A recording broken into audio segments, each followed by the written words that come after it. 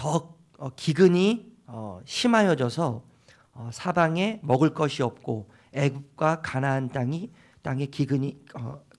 기근으로 황폐하니 이렇게 시작해요. 이 기근으로 인해서 이 애굽 백성들은 돈과 가축과 몸과 토지를 다 바로에게 주게 되지 않습니까? 반면에 오늘 말씀은요 이렇게 시작해요. 이스라엘 족속이 애굽 고센 땅에 거주하며 거기서 생업을 얻어 생육하고 번성하였더라.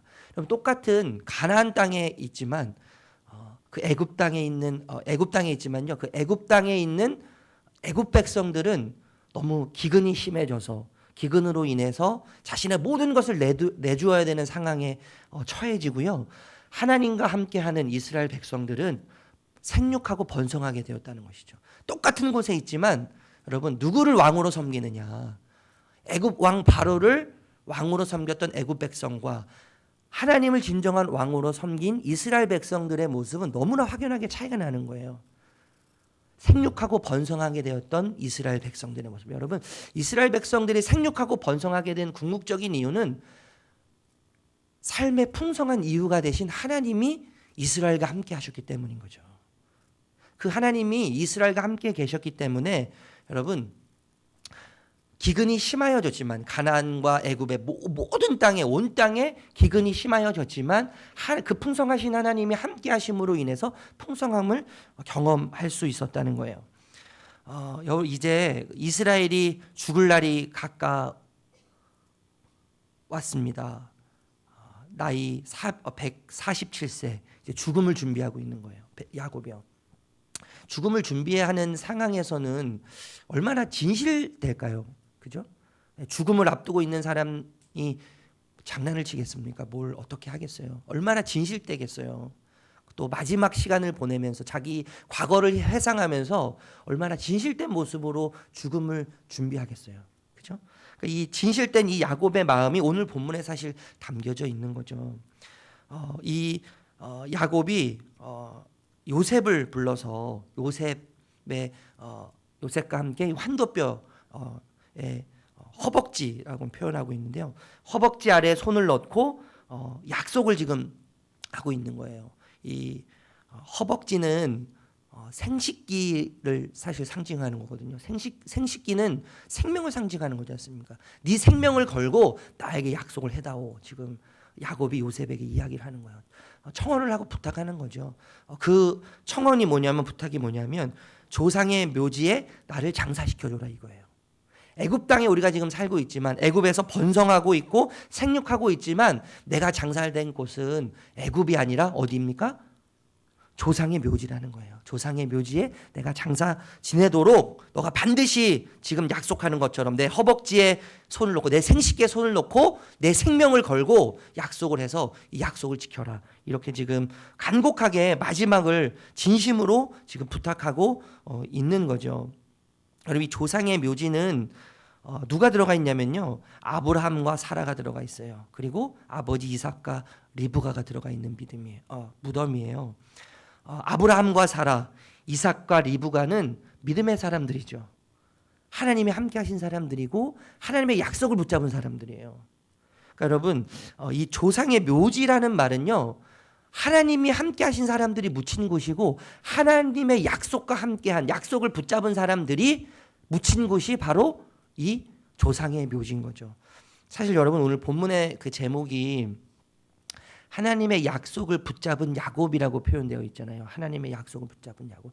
저는 이 표현이 좀 거만한 느낌이 들어요. 여러분 우리가 어떻게 하나님의 약속을 붙잡을 수 있겠어요? 여러분 우리가 감히 하나님을 붙잡을 수 있는 자격이 있는 사람들입니까?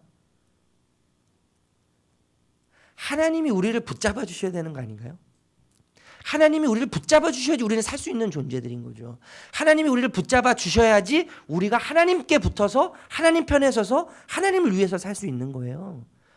우리가 무슨 결정권자가 된 그런 자들이 아니거든요, 사실요. 우리에게 여러분 그 결정할 수 있을 만큼 능력이 우리에게 있습니까, 사실요?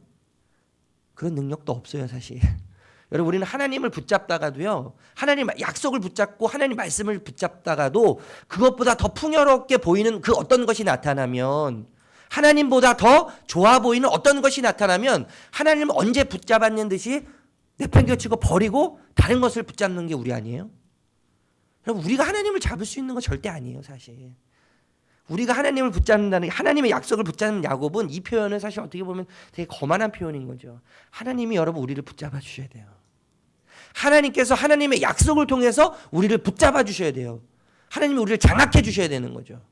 하나님의 약속을 통해서 하나님의 은혜를 통해서 우리를 장악해 주시고 우리를 통제해 주시고 우리를 통치해 주셔야 되는 거예요. 우리는 하나님의 약속을 잡을 만한 능력이 없어요. 하나님을 붙잡을 만한 그런 결정권자들이 우리는 아니에요. 우리는 하나님의 은혜를 입어야 되는 사람들이고 우리는 하나님의 국률하심을 입어야 될 사람들이죠. 우리는 구할 것은요. 하나님의 은혜예요. 그래서요. 하나님의 은혜. 하나님의 국률하심. 하나님 오늘도 저를 붙잡아 주십시오. 저에겐 하나님을 붙잡을 힘이 없습니다. 저는 하나님 말씀을 붙잡을 힘이 없습니다. 그러니 하나님의 은혜로 저를 붙잡아 주시고 하나님의 능력으로 저를 붙잡아 주시고 주의 성령으로 나와 함께 하셔서 하나님 오늘도 하나님 편에 서는 하루가 되게 해 주십시오. 내 인생이 하나님 편에 서는 은혜가 있게 해 주십시오. 이렇게 우리가 기도해야 될 줄로 믿습니다. 야곱이 이 조상의 묘지에 이제 돌아가는 거죠. 돌아가도록 요구하고 있어요. 돌아갈 곳이 있는 거죠. 여러분 돌아갈 곳이 있다는 것은 지금 야곱이 머물고 있는 애굽이 고향이 아니라는 거예요. 지금 생육하고 있고 번성하고 있지만 풍성함을 누리고 있지만 너무너무 만족한 삶을 살고 있지만 그것이 야곱의 최종 목적지가 아니라는 거예요. 결국엔 조상의 묘지인데 아까도 말씀드렸지만 이 조상의 묘지는 믿음의 사람들이 묻혀있는 곳이고 하나님의 약속에 붙잡혀서 그 약속에 따라서 살아간 사람들이 붙잡혀 있는 것이고 하나님이 함께한 사람들이 묻혀있는 곳이 조상의 묘지인데 자신이 그곳에 돌아간다는 말은 내가 머물 곳은 내 최종의 인생의 목적 내 소속은 애굽이 아니라 애굽의 풍요로움이 아니라 하나님의 약속이고 하나님이고 곧 하나님께서 허락하시는 믿음의 길이라는 것을 이야기하고 있는 것이죠. 여러분 우리가 돌아가야 될 곳은 하나님이에요. 우리가 돌아가야 될 곳은 하나님께서 우리에게 말씀하신 약속의 그 자리인 거죠. 우리가 지금 두 발을 딛고 있는 이곳이 아무리 풍요로워도 우리에게 수많은 혜택을 준다고 할지라도 여러분 우리가 돌아갈 곳은 우리가 정착해야 될 곳은 우리가 영원히 머물 것은 이 땅이 아닌 거죠. 이 땅이 아닌 거예요. 하나님이죠. 하나님. 우리 하나님께로 돌아가야 돼요. 그럼 상상만 해도 행복하지 않으세요? 저는 너무 행복해요. 하나님 품에 안겨서요. 그 위로해 주실 하나님. 하나님의 얼굴을 우리가 주님의 얼굴을 보면서 상상만 해도 너무너무 행복한 거죠.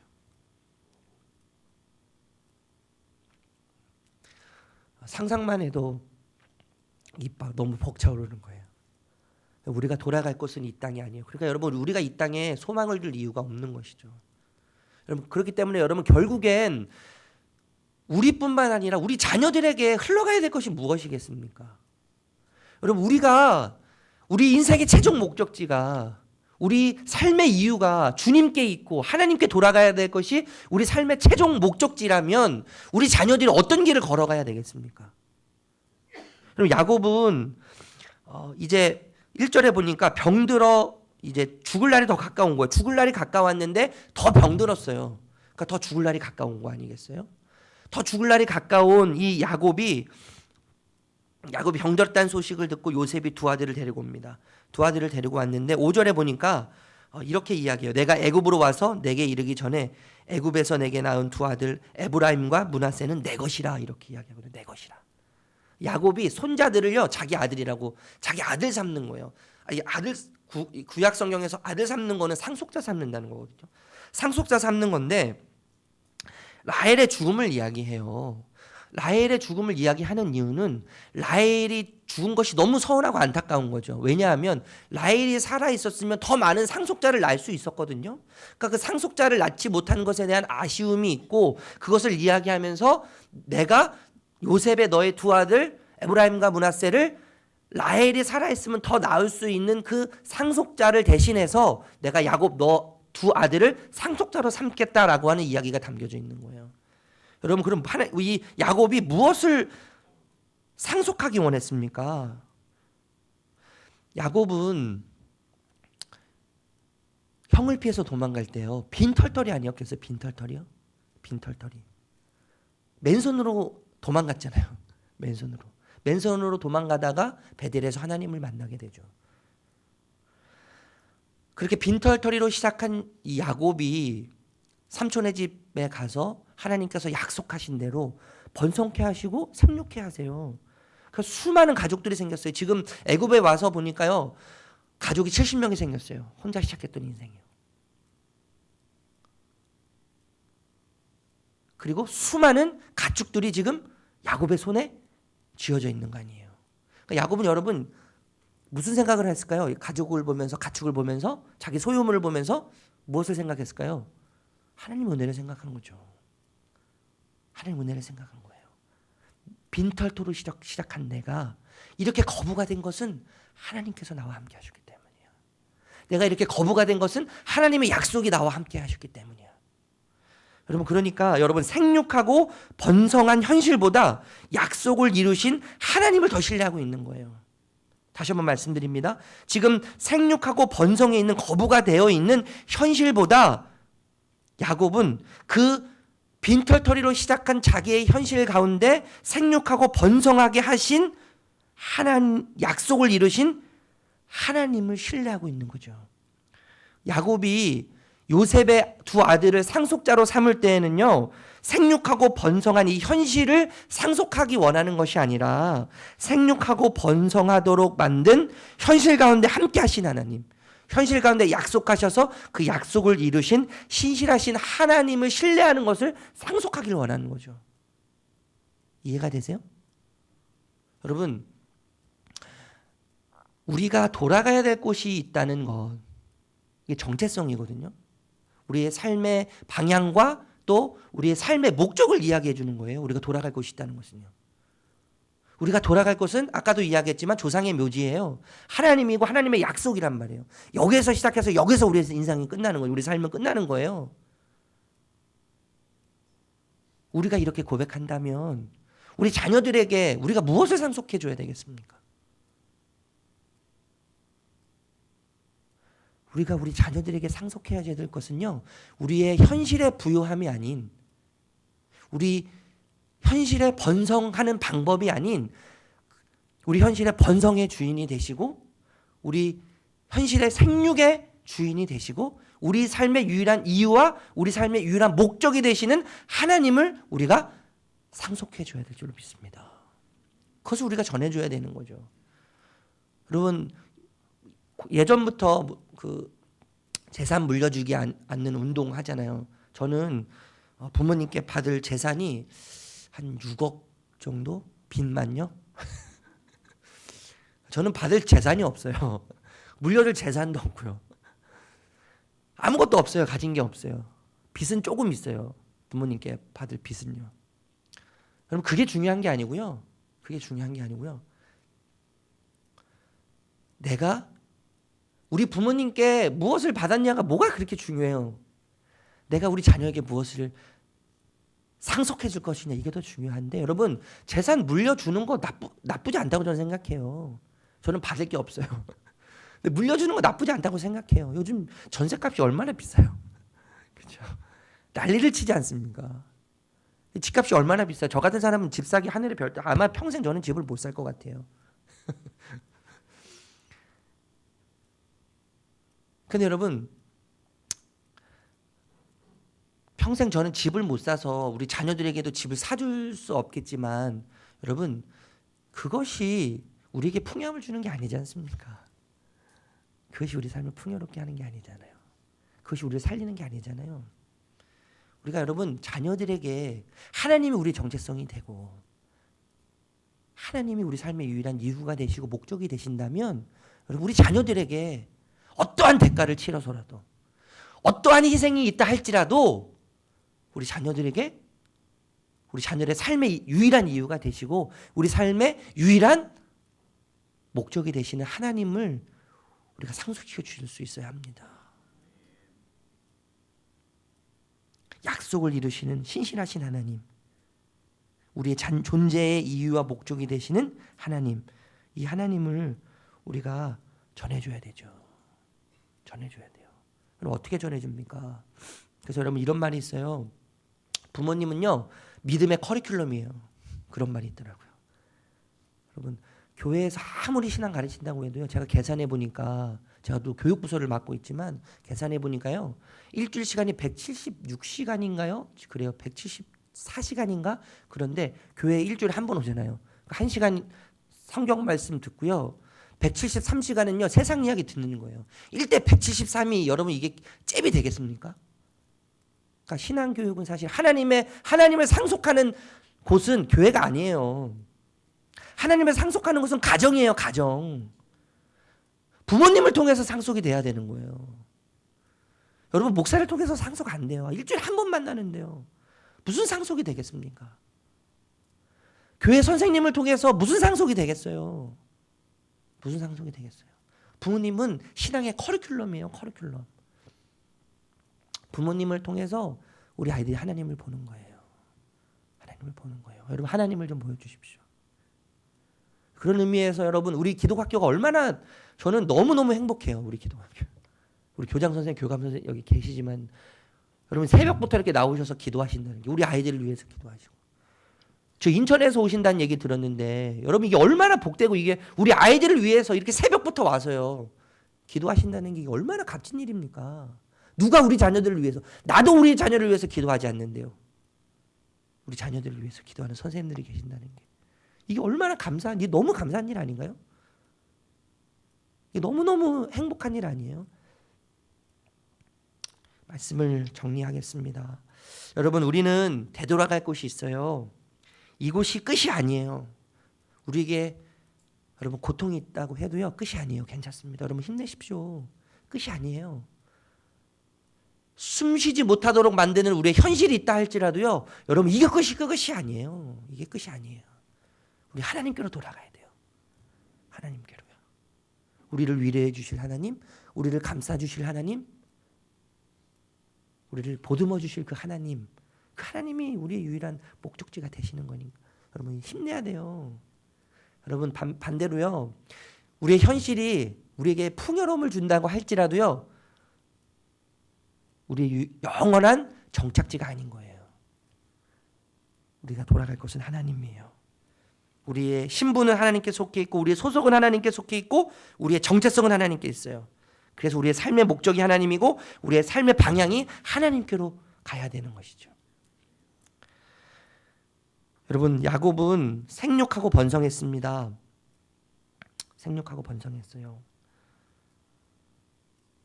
야곱이 신뢰한 건요 생육하고 번성한 현실이 아니라 생육하고 번성할 수 있도록 약속하시고 그 약속을 이루신 하나님을 신뢰했어요.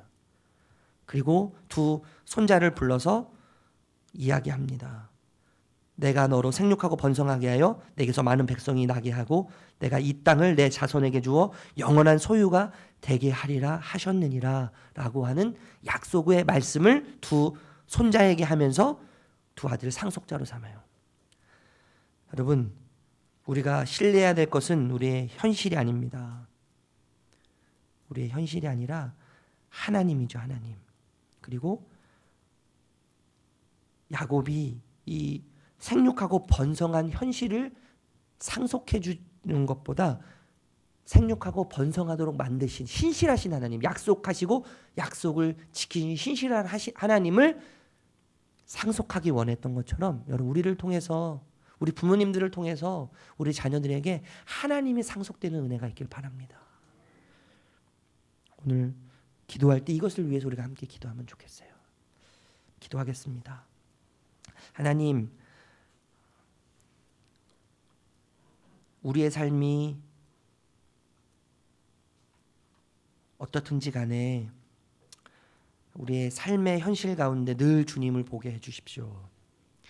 신실하신 주님, 성실하신 주님, 하나님의 그 자비로움을 날마다 보는 우리의 삶이 되게 해주십시오. 우리의 삶이 때로는 기근이 닥쳐와서 우리를 짓누르고 우리를 숨쉬지 못하도록 만들고 우리의 삶의 짐이 너무 무거워서 우리를 버겁게 만든다 할지라도 하나님, 이것은 잠시 우리가 거류하는 곳임을 기억하며 우리가 하나님께로 돌아가서 영원히 하나님과 함께 하나님 품에 거한다는 그 사실을 기억하며 우리의 삶의 목적과 우리의 삶의 방향이 또 우리의 신분이 우리의 소속이 우리 정체성이 하나님께 있음을 기억하며 주님께서 주시는 은혜로 이 세상을 살아가기 원합니다. 하나님, 우리가 하나님을 어떻게 붙잡겠습니까?